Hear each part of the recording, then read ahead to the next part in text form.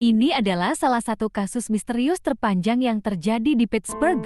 Seorang bocah berusia 14 tahun, Tanya Cash, menghilang dari rumah orang tuanya pada tahun ke-1996. Keberadaannya tak terlacak hingga 10 tahun kemudian.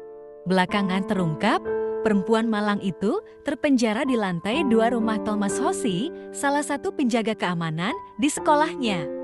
Seiring waktu berjalan, bandit yang menculiknya itu memberi sedikit kelonggaran hingga suatu hari di tahun 2006, meski ketakutan dan dicuci otak, Tanya memberanikan diri mengaku pada seorang penjaga toko.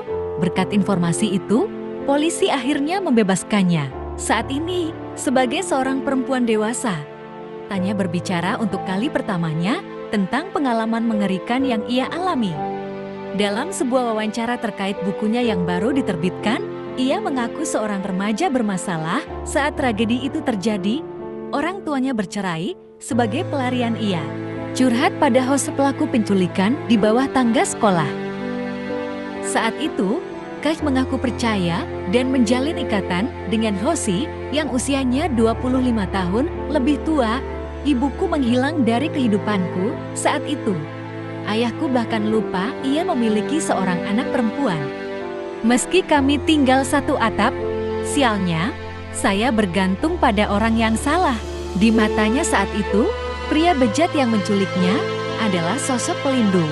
Dia sosok yang berwenang, memakai seragam, dan lencana, seseorang yang akan dengan mudah Anda percaya. Kemudian, Tanya nekat kabur dari rumah dan tinggal di kediaman host yang tinggal bersama orang tua dan anak lelakinya. Namun, yang mencengangkan, orang tua pelaku mengaku tak sadar ada gadis remaja yang tinggal 10 tahun di lantai 2 rumahnya. Tanya mengaku hidupnya selama 24 jam di rumah itu sangat mengerikan. Masih untung jika dia diizinkan turun untuk mandi seminggu sekali. Ia bahkan dipaksa menggunakan ember sebagai toilet. Ia menaruh ember di sana, lalu mengatakan, "Ini kamar mandimu." Saat itu, aku dicuci otak, dan sekarang aku sangat merasa terhina. Tiap kali, ia hanya makan roti tawar berlapis selai kacang, atau jeli, juga pisang, dan sekaleng soda. Kadang, host naik membawa sisa makanan yang tak ia habiskan. Awalnya, ia merasa itu adalah pengorbanan cintanya untuk Tom Hosey. Namun, pria itu ternyata hanya menggunakannya sebagai pelampiasan nafsu.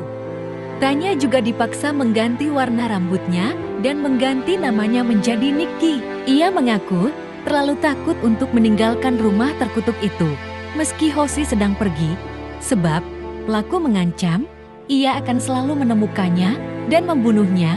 Ia menekankan, "Aku ini seperti anjing yang harus menuruti apa yang dikatakan tuannya."